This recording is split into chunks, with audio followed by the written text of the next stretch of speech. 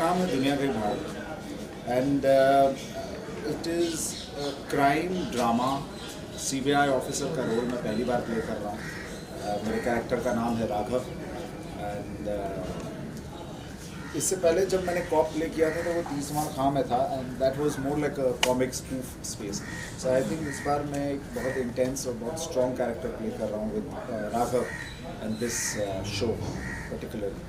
जहाँ तक टीम की बात आती है, हमारे जो कैप्टन ऑफ द शिप हैं मिस्टर रोहित हैं, फिर हमारे जो डीओपी हैं बहुत सीनियर हैं, बहुत ही is super I would say, that is Thomas Xavier. He is done so much work and we are excited that he is a part of this project. And Rahul Dev साहब हैं इस फिल्म, मतलब पूरे शो में हमारे साथ, so he is the antagonist. I think nowadays the antagonist also is such a prominent character, such a prominent role, it really does not matter. दुनिया गई भाड़ में अगर वेब सीरीज की बात करें, इसमें आपके कैरेक्टर की बात करना चाहेंगे, किस प्रकार का किरदार आप इस वेब सीरीज में निभा रहे हैं? मैं एग्जैक्टली वो निभा रहा हूँ जो मैं अभी आपके सामने बैठा हूँ। मैं इतना ज़्यादा कैरेक्टर में बैठ गया हूँ अभी कि मैं उसी तरीके से बात करना शुरू कर चुका हूँ। मैं कर्ट हूँ, मैं स्ट्रॉन्ग हूँ, मुझे मालूम है मेरे को क्या बोलने का है, मेरा दिमाग सेट है और मैं एक सीबीआई ऑफिसर। मैं आऊँगा और मैं क्राइम सॉल्व करूँ। और एक और चीज़, दुनिया गई भाड़। जिस तरह से हम आपके फेस पे देख निशान हमें नजर आ रहा है, आप फिक्र मत करिए, उसको मैंने ज़्यादा मारा था। आप जब अपने कैरेक्टर को प्ले करते हैं तो कितना उसमें डूब जाते हैं कि जो आप एक कैरेक्टर प्ले कर रहे हैं बिल्कुल एक अच्छा कैरेक्टर लोगों तक पहुंच सके? आप क्या मतलब इंडिकेट कर रही है, मैंने सच में मार खाई है कि नहीं? नहीं, मिस आप अपने कैरेक्टर में कितना डूब जाते हैं, मेरा क्वेश्चन मैं बहुत ज़्यादा कैरेक्टर में जाने की कोशिश करता हूँ, but at the same time मैं अपने डायरेक्टर के साथ और स्क्रिप्ट के साथ ज़्यादा वक्त स्पेंड करने की कोशिश करता हूँ। देखिए, आधे से ज़्यादा कैरेक्टर जो होता है वो स्क्रिप्ट में होता है और सिर्फ डायलॉग्स में नहीं होता, वो दूसरों के सीन्स में होता है। वो राइटर ने जो डायलॉग के बीच में जो नरेटिव पार्ट लिखा होता है उसमें होता है। उसको समझना बहुत ज़रूरी होता है for any actor, for any director.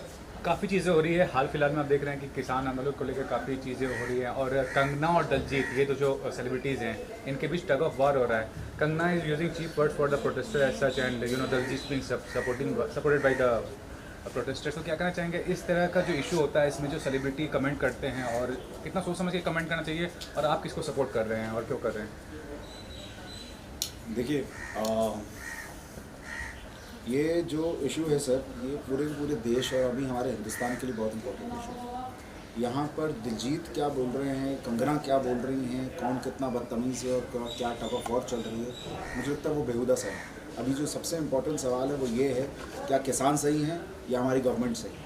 क्या किसान जो मांग कर रहा है वो सही है, या गवर्नमेंट जो बार बार कह रही है कि आपकी APMC आपकी हटा देंगे, आपकी मंडियाँ हटा देंगे, आपका MSP हटा देंगे? सैड टू से आधे से ज़्यादा हिंदुस्तान को अभी तक ये नहीं पता होगा कि MSP का फुल फॉर्म क्या है, minimum support price. That is what makes a farmer safe, which is very important right now.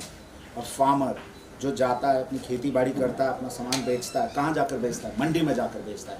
मंडी अगर नहीं एग्जिस्ट करेगी कुछ सालों बाद, अगर गवर्नमेंट ये कह देगी कि हम ये ऑर्डिनेंस से आपकी मंडी जो है वो by the end of it break कर रहे हैं, MSP आपको सेव करके बोल रहे हैं, अश्योरेंस बोले जा रहे हैं, अश्योरेंस वाइज आपको MSP मिलेगा। अश्योरेंस क्या होती है? आप लॉ पास करिए ना। That is the most important thing. This is not important that who Diljit Saab is supporting or who Kangana ji is supporting. I don't care who they are supporting. I am supporting farmers, and the most important thing is the war and the fight is against the government. For them to understand कि ये जो this is shit what is happening. It is complete shit.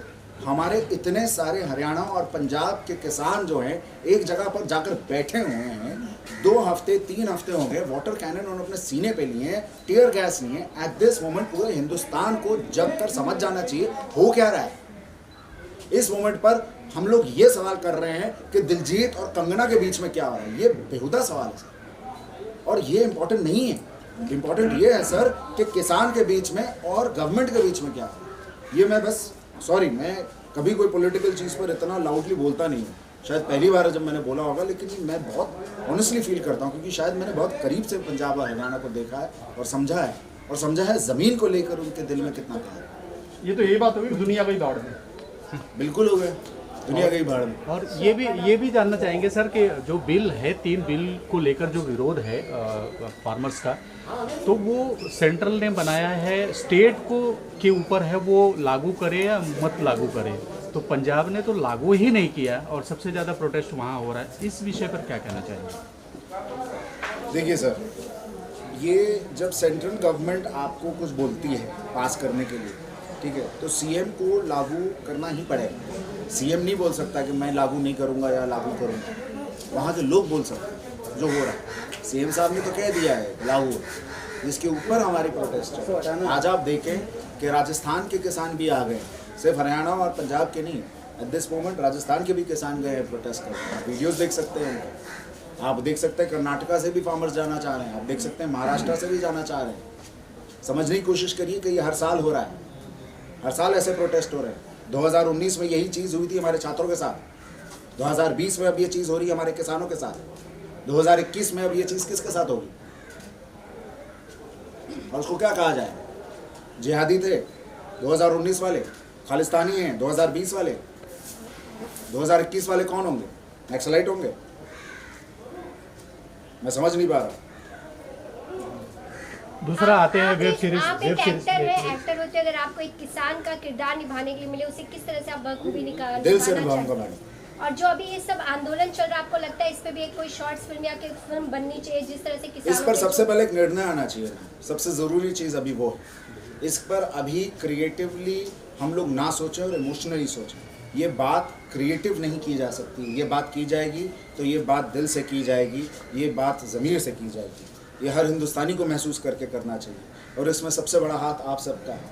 आप सब ही इस चीज़ को एक आंदोलन बना सकते हैं। जैसे आप लोगों ने हर चीज़ जो इस साल पर हुई है उसकी हेल्प की है कि उसका कहीं ना कहीं एक कंक्लूजन मिला है, चाहे कोई केस हो, चाहे कोई सुसाइड हो, हर चीज़ का एक कंक्लूजन आप लोग की वजह से मिला।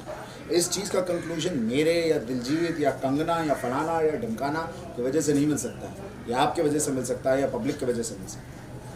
दूसरा ये भी जानना चाहेंगे सर, जो वेब सीरीज़ को लेकर जो नया कानून आ रहा है, कुछ ही दिनों में शायद आने वाला है, और कुछ लोग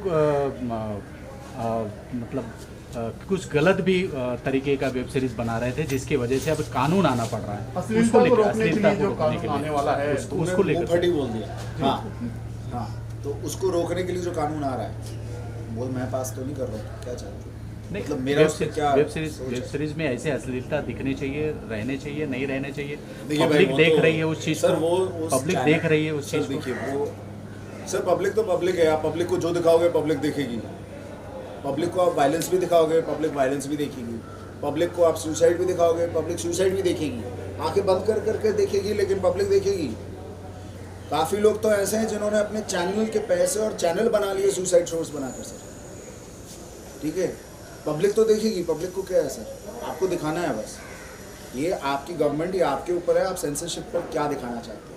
जैसे मैं ये चीज़ कहना चाहूँगा इस शो के बारे में जहाँ पर मैं काम अभी कर रहा हूँ, ये शो में एक गंद या एक अश्लील चीज़ नहीं है, ठीक है। जो है वो रियलिस्टिक स्टाइल से अप्रोच किया गया, एक गंदी चीज़ नहीं है शो। जब मुझे बुलाया गया था, मैंने पूरी स्क्रिप्ट पढ़ी और मैंने एक बार में पूरी स्क्रिप्ट पढ़ी। I think I've really enjoyed after a very long time a good OTT script. आपकी फर्स्ट वेब सीरीज है जिसमें आप एज ए एक्टर काम कर रहे हैं, तो ये आपका एक्सपीरियंस कैसा रहा? और जब आपके पास ये प्रोजेक्ट आपके पास आया तो क्या रिएक्शन रहा आपका?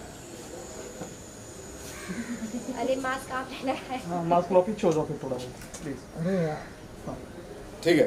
आप थोड़ा आगे हो जाओ। मेरे लिए आप अपना सवाल वापस रिपीट कर सकते हैं भाई, मैं इनके इमोशन में खो गया था। ये आपका फर्स्ट वेब सीरीज है, इसे आप किस तरह से देखते हैं? और जब आपके पास ये अप्रोच किया गया इस वेब सीरीज के लिए, तो किस तरह से आपने इसके लिए हामी भरी है? देखिए, ये मेरी पहली वेब सीरीज़ नहीं है। मैंने इस साल ऑलरेडी 2 वेब सीरीज़ की शूट कर ली, एंड एक MX प्लेयर के लिए है और एक जो है उल्लू और MX प्लेयर साथ में बना रहे हैं उसके लिए। But besides that, this web series is the one that I am very excited. उसके कारण 2-3 हैं। सबसे पहले तो ये कि ये जुनूनी टीम है, एक नई टीम है, एक नया स्टार्टअप है। और जब मुझे हमेशा लगता है जब एक नया स्टार्टअप होता है ना, आपका विजन क्लियर होना चाहिए, और इस टीम का विजन क्लियर है। Your vision is clear, you know you're going to do something, your goals are set, target points set हैं, shows इनके बड़े इंटरेस्टिंग है, इनकी लॉन्चिंग डेट्स वगैरह सेट हैं, जो ऑब्वियसली मैं नहीं बता सकता हूँ, वो लोग ही बताएं तो बेहतर। एंड ये जो पूरे का पूरा इसका कॉन्सेप्ट है और शो है वो बहुत इंटरेस्टिंग है. मेरा कैरेक्टर एज सच मैं बहुत ज़्यादा एक्साइटेड हूँ. अरे sir, from the last till the lockdown, मतलब 7-8 महीने से काफ़ी एक निगेटिविटी का माहौल है इंडस्ट्री में, and lot have been talk about the celebrities you know consuming drugs ऐसा. तो उसके बारे में पता कि क्या कहेंगे कि वो सॉफ्ट टारगेट बनाना सेलिब्रिटीज़ को, खासकर बॉलीवुड सेलिब्रिटीज़ को, वो कहाँ तक एक अनएथिकल मानते हैं या इनप्रैक्टिकल मानते हैं आप? देखिए सर, सबसे पहले तो ड्रग्स लेना ही गलत, ठीक है. इट डज़ नॉट मैटर कि आप सेलिब्रिटी हैं, कि आप नॉर्मल इंसान हैं, आप कौन हैं, ठीक है. It does not matter. ये आपके सिस्टम को एक सर्टेन इफेक्ट करता है. लेकिन सेइंग दैट, आप मुझे ये बता दीजिए कि हिंदुस्तान में कितने लोग हैं आज जो ड्रग्स नहीं कर रहे हैं? कितने एक्टर, जाने दीजिए सर, कितने नेता हैं जो ड्रग्स नहीं कर रहे हैं? कितने लोग हैं जो ड्रग्स नहीं कर रहे हैं? कितने ट्रक ड्राइवर्स हैं जो अफीम खा के ट्रक नहीं चलाते हैं? तो मैं बस ये समझना चाह रहा हूँ कि ऑब्वियसली आप टारगेट करिए सेलिब्रिटीज़ को, उसमें कोई प्रॉब्लम नहीं है, करिए टारगेट. और ये शायद ये बोलने के बाद मुझे भी टारगेट किया जाएगा और मेरे घर पर आके सर्च कर लेंगे, और मुझे कोई स्ट्रेस तो है नहीं, मैंने तो आज तक किया नहीं. आ जाओ, जब आना है आ जाओ, सबको पता मैं कहाँ रहता हूँ.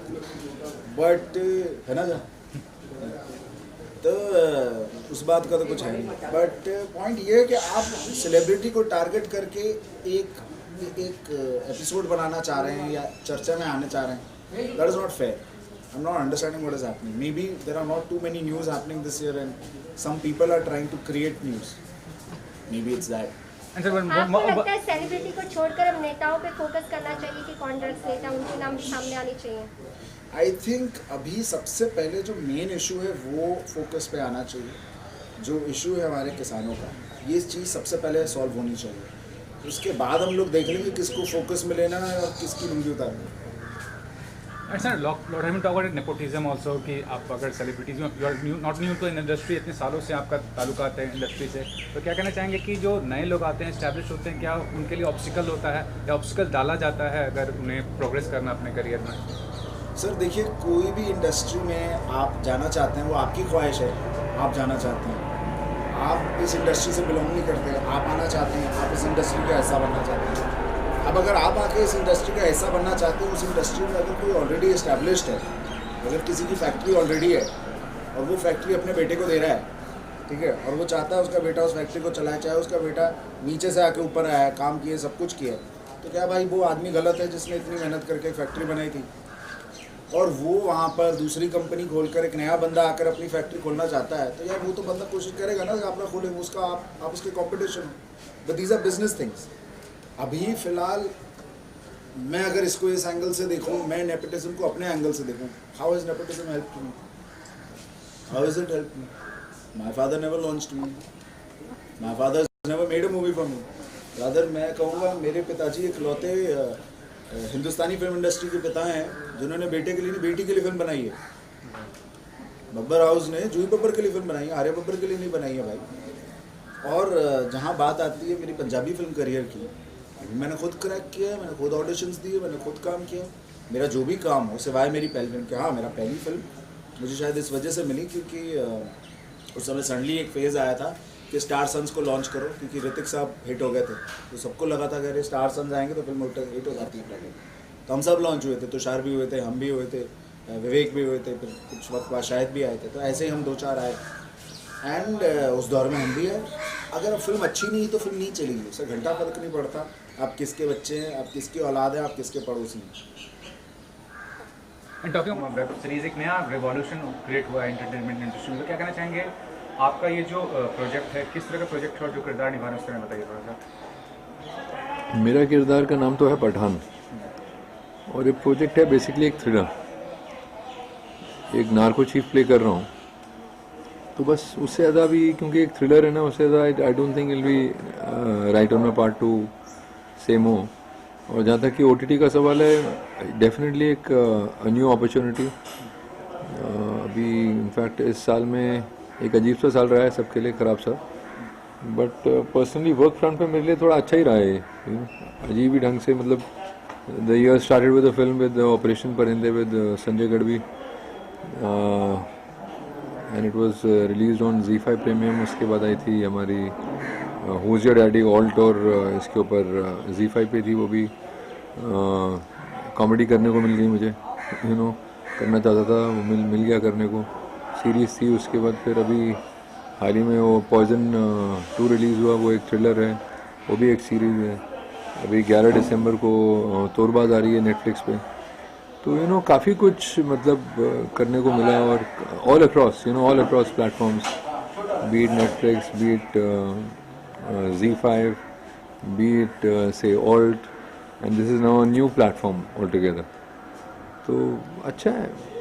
So these all platforms, G5 to Netflix to all Balaji, they are branded. ये startup एक है, तो इस पे आपको क्या ऐसा इंस्पायरिंग लगा कि आप ऐसे सीखना चाहें? See, I'll tell you, I go back to the time में फर्स्ट टाइम जब मैंने अपना पहला शो किया था ना, उसका नाम था द टेस्ट केस। तो टेस्ट केस उस वक्त ऑल बालाजी पर था, और क्योंकि मैं सिनेमा से हूँ तो उस वक्त पता नहीं था कि नेटफ्लिक्स मतलब ये जो है सीरीज़ क्या होता क्या है। तो नागेश कुकनूर थे डायरेक्टर, और actually Ekta ma'am was a big part है उनकी ऑल्ट, और प्रोड्यूसर मेरे थे एंडेमोल। तो बहुत नया लगा था मुझे वो एक्सपीरियंस 2017-18 में ना, कभी ऐसा एटलीस्ट मेरे लिए तो बिल्कुल ब्रांड न्यू था, और इतना तब आया नहीं था इधर इतना अवेयरनेस नहीं था, ये नहीं था कि मतलब रोज़ एक आध कुछ हो रहा है। तो मुझे लगा कि करते हैं, वो नरेशन बहुत अच्छा था उनका, और दूसरा ये था कि आर्मी के ऊपर था, पैरामिलिट्री फोर्सेस के ऊपर था, India's first paramilitary commando as a woman. अभी इनफैक्ट सीज़न 2 करने वाले हैं हम फेब में उसका। तो ये आपके सवाल से जुड़ा हुआ इसलिए है क्योंकि वो भी एक शुरुआती लग रही थी। अभी वो ऑल्ट और आज ऑल्ट कहाँ पहुँच गया। तो ऐसे ही शुरुआत कहीं ना कहीं तो करनी ही पड़ती है इंसान को, और फिर उस शुरुआत से धीरे धीरे बूंदें बढ़ती रहती हैं, ग्लास बढ़ जाता है, कई बार नहीं भर पाता है, but it depends on how much sincerity and the effort the platform puts in itself.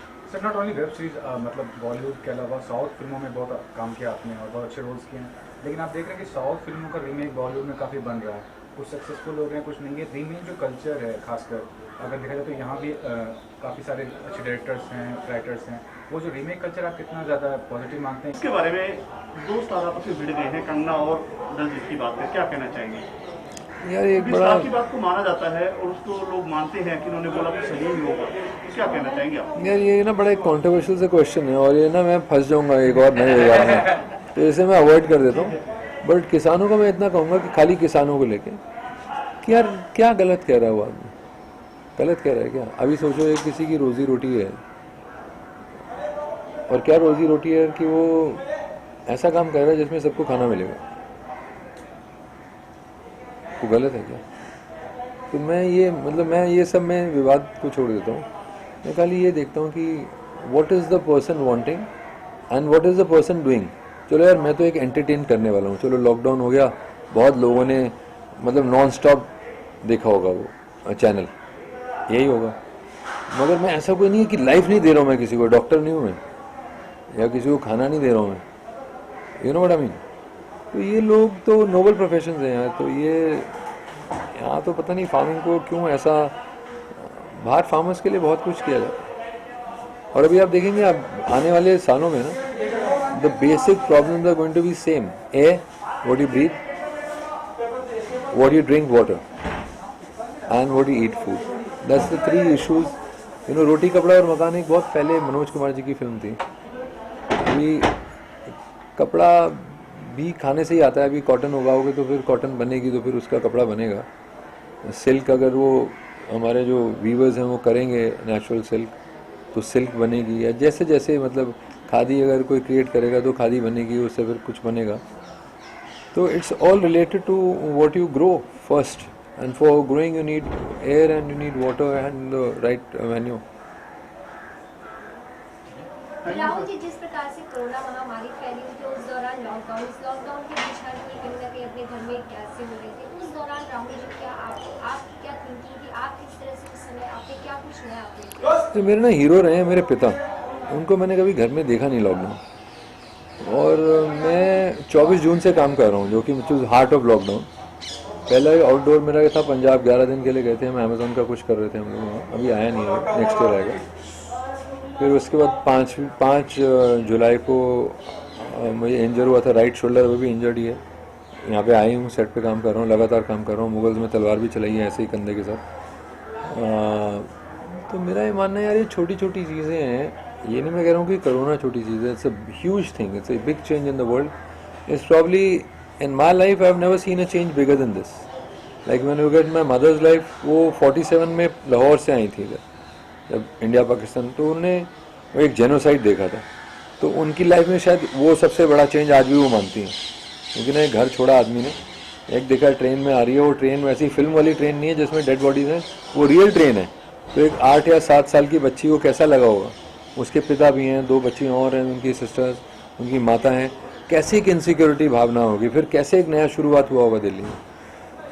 तो it's a huge change. Coming back to your question, I think एक इंसान आप कहीं पे भी देखोगे ना, एवोल्यूशन ऑफ मैन में भी देखोगे, या कहीं पे भी, मैं स्कूल भी सोचता हूँ टीचर्स के बारे में, तो man always kept on evolving what ever be the situation. You know, इंसान की फितरत ही है कि इंसान, वो जो भी आता है ना, सुनामी हुआ, फिर एक नई शुरुआत, ये हुआ तो एक नई शुरुआत, वो इंसान की फितरत ये है कि सर्वाइव करता जाता है, करता रहता है, और आगे पीढ़ी दर पीढ़ी बढ़ती रहती है। तो इसका भी यही होगा, कभी ना कभी इसका निकलेगा मूलार्थ, एक कुछ निकल आएगा, एक कमाल का कोई होगा इंसान वर्ल्ड का, एक ग्रुप होगा जो कहेगा दिस इज द आविष्कार, ये लगा लीजिए और अब ठीक हो जाएंगे, no corona in the world, और फिर कुछ और आ जाएगा, फिर कुछ और आ जाएगा। अभी कॉलरा में कितने लोग जाते थे पहले, स्मॉल बॉक्स में द ग्रेट राणा अपना महाराज Ranjit Singh ji, one I was missing ना, उनका काने थे एक तरफ से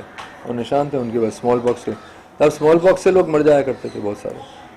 तो हर पीढ़ी में कुछ ना कुछ एक ऐसा आता है। अभी हमारे टाइम पे हम कोरोना देख रहे हैं, कल को भगवान ना करें शायद कुछ और देखने को मिले। But main thing for me is to keep on working, and within that thing I think this is to be remembered. I think some kind of distancing is to be remembered within a practical zone. अभी मैं तो set पे जाऊँगा तो उसमें मैं बता रहा हूँ ना, 24 जून से ही काम कर रहे हैं हम लोग, तो एक्शन भी किया उसमें, 8 फाइटरों के साथ सीक्वेंसेस भी किए हैं। तो अब ये तो करना मुश्किल होता है कि तुम कहाँ से घर से आ रहे हो, तुम किधर से आ रहे हो, उधर से कौन आ रहा है, कठिन है। तो आई थिंक काम करते जाइए और फिर देखते हैं क्या होता है। मुंबई रफ्तार न्यूज़ की खबरें पसंद आने पर हमारे YouTube चैनल को सब्सक्राइब करें और लाइक करें।